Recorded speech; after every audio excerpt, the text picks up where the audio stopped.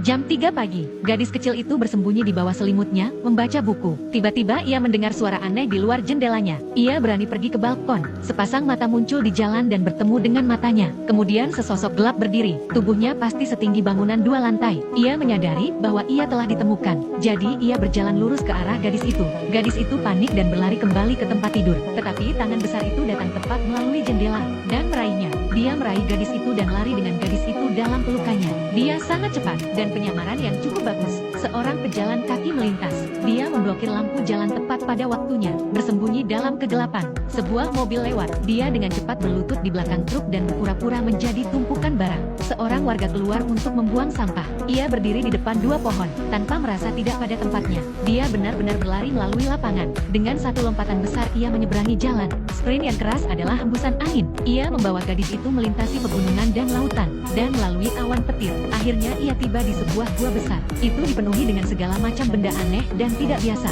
Gadis itu tergantung di dahan pohon dengan selimutnya. Dia mengintip ke dalamnya. Di sini, seorang raksasa sedang mengasah pisau. Di sana ada sebuah jendela. Gadis itu mencoba melarikan diri, memanjat sepanjang batang pohon. Tepat saat ia mendorong jendela terbuka, ia terlempar ke dalam panci oleh raksasa. Gadis itu ketakutan. Raksasa itu mengatakan kepada gadis itu, ada banyak raksasa di luar sana yang memakan manusia. Tergantung pada selera mereka, mereka memiliki nama khusus untuk mereka. Me? You think because I'm a giant that I'm a man goblin cannibal? Gadis itu bahkan lebih ketakutan. Pria raksasa tua itu menghampirinya dengan wajahnya. Anda berpikir karena saya seorang raksasa. Dan kemudian, pria raksasa tua itu kemudian memakan labu besar yang tampak lengket. Sambil menjelaskan kepada gadis itu, dia tidak membawanya ke sini karena dia ingin memakannya. Tetapi ia khawatir jika gadis itu melihatnya. Ia khawatir jika wanita itu melihatnya. Ia akan menyebarkan berita tentang keberadaan para raksasa. Dan ras misterius mereka akan terungkap. Ketika gadis itu mengetahui bahwa orang tua itu bukan orang jahat, dia segera memberanikan diri dan meraih gadis itu, mengatakan bahwa di luar berbahaya, jangan melarikan diri tanpa izinnya. Ia kemudian menempatkan gadis itu di tempat pengintai kapal layar dan membiarkannya tidur di dalamnya pada malam hari. Namun setelah ia tertidur, orang tua itu pergi melalui gua menuju air terjun. Menarik kendali, sebuah jembatan turun ke bawah. Ia datang ke bengkelnya, botol-botol dan stoples berisi benda-benda berwarna-warni. Semua impian manusia. Dia mengambil sebuah guci. Merah berarti dipenuhi dengan mimpi buruk. Kemudian ia mengutak-atiknya. Ia memegangnya di atas kepalanya dan mengguncang-guncangkannya. Gadis itu tiba-tiba terbangun. Untuk menemukan orang tua itu terbaring tertidur di geladak. Ia membuka baut yang menahannya di tempatnya. Ia menyodok jendela dengan galak. Gadis itu berhasil melarikan diri, berlari melewati rerumputan yang lebih tinggi dari dirinya. Tiba-tiba sebuah tangan besar menerobos bumi dan menghalangi jalan gadis itu. Gadis itu berteriak minta tolong. Tetapi orang tua raksasa yang tidak jauh dari sana memilih untuk duduk diam saja. Gadis itu tertangkap tinggi di udara. Saat berikutnya dia akan jatuh ke dalam mulut jurang. Ketika gadis itu terbangun lagi, untuk menemukan dirinya duduk di menara pengawas dalam keadaan utuh, ternyata orang tua itu baru saja menanamkan mimpi buruk dalam dirinya untuk mencegahnya melarikan diri. Ia telah menanamkan mimpi buruk dalam dirinya. Di pagi hari, orang tua itu sedang minum minuman hijau. Gadis itu menyadari bahwa gelembung-gelembung di dalamnya mengarah ke bawah. Dia belum pernah melihat minuman bersoda yang aneh seperti itu. Jika gelembung ke atas membuat Anda bersendawa, Nama.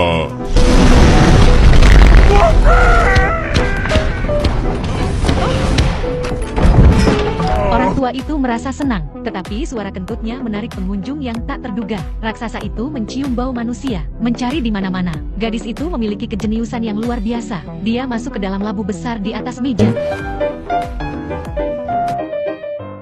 Anak perempuan keluar dari labu raksasa. Dia selamat dari ketakutan. Lihatlah kekacauan yang dialaminya. Dia terlihat seperti baru saja keluar dari selokan. Pria tua itu memegang gadis itu di telapak tangannya ke laboratorium impiannya. Pertama-tama ia memandikan gadis itu. Kemudian ia mengeringkannya di atas api. Akhirnya, ia menuangkan beberapa pakaian manusia dari sebuah kotak kecil. Gadis itu berganti menjadi jaket merah. Orang tua itu membeku ketika melihatnya. Dia sepertinya mengingat sesuatu yang menyedihkan. Orang tua itu memasukkan gadis itu ke dalam lubang di pohon. Dia Ia mengatakan bahwa dia akan keluar untuk mengejar mimpinya. Gadis itu tidak bosan. Dia ingin pergi bersamanya, tetapi sangat berbahaya hanya untuk keluar. Mereka harus melewati raksasa yang sedang tidur. Satu kali tergelincir dan pria tua itu dicengkeram pergelangan kakinya dan dibawa ke udara. Di negeri para raksasa, dia kerdil untuk diganggu. Raksasa gemuk itu menggendong orang tua itu di tangan kanannya, menyeret kereta dengan tangan kirinya ke arah bukit. Ada raksasa lain di sisi lain, dengan kakinya di atas dua mobil sebagai sepatu roda. Gadis itu bersembunyi di dalam mobil pada saat ini. Para raksasa bermain seperti ini, mendorong orang tua itu turun terlebih dahulu.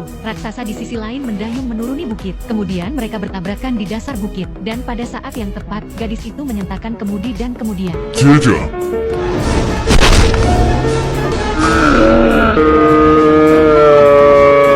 sulit untuk mengetahui siapa yang harus merasa kasihan. Baru saja, langit penuh dengan awan, dan tak lama kemudian hujan turun dengan deras. Dan raksasa-raksasa ini takut akan air. Mereka semua bersembunyi. Orang tua itu mengambil kesempatan untuk memasukkan gadis itu ke dalam tasnya. Akhirnya mereka berangkat dalam perjalanan mereka. Mereka mengikuti garis puncak melalui awan. Mereka berjalan dari siang hingga malam. Akhirnya mereka berada di negeri impian fantasi. Orang tua itu lepas landas dengan cepat dan terjun ke sungai, langsung ke dunia lain. Gadis itu mengikuti langkah orang tua itu dan melompat ke sungai. Gravitasi berbalik seketika. Orang tua itu membalikkan gadis itu. Ia berkata dengan cara yang mendalam. this be where all my dreams is beginning. Di sini orang tua itu menemukan emas yang sangat langka. Bermimpi ia mengambil jaring mimpinya, tetapi ia tidak bisa menangkapnya. Sampai ia perlahan-lahan berhenti di depan gadis itu. Baru kemudian orang tua itu menangkapnya. Kemudian keduanya datang ke dunia manusia. Menangkap mimpi hanyalah langkah pertama. Sekarang, yang harus dilakukannya hanyalah meledakkan mereka. Anak babi itu memasukkan mimpi itu ke dalam pengeras suara, dan meniup ke dalam anak laki-laki yang sedang tidur. Mimpi biru memasuki otaknya dengan nafasnya. Anak laki-laki itu mengalami mimpi yang sangat memuaskan malam itu. Dalam perjalanan pulang, orang tua itu menyadari bahwa selimut nyaman gadis itu hilang, dan ini pasti akan tercium oleh para raksasa lainnya. Itu berarti bahwa para raksasa mengetahui keberadaan gadis itu. Untuk berada di sisi yang aman, orang tua itu mengirim gadis itu kembali ke panti asuhan di mana ia pernah tinggal. Ia mengatakan bahwa suatu ketika seorang anak kecil telah menjadi temannya, tetapi anak itu dimakan oleh para raksasa. Orang tua itu tidak ingin hal itu terjadi lagi. Gadis itu sedih. Ia tidak ingin kembali ke panti asuhan. Bahkan jika raksasa itu berbahaya, ia tidak takut gadis itu akan mati. Orang tua itu memiliki jantung yang lemah. Mereka kembali ke negeri para raksasa, mendiskusikan cara agar tetap tidak terdeteksi. Tapi saat itu,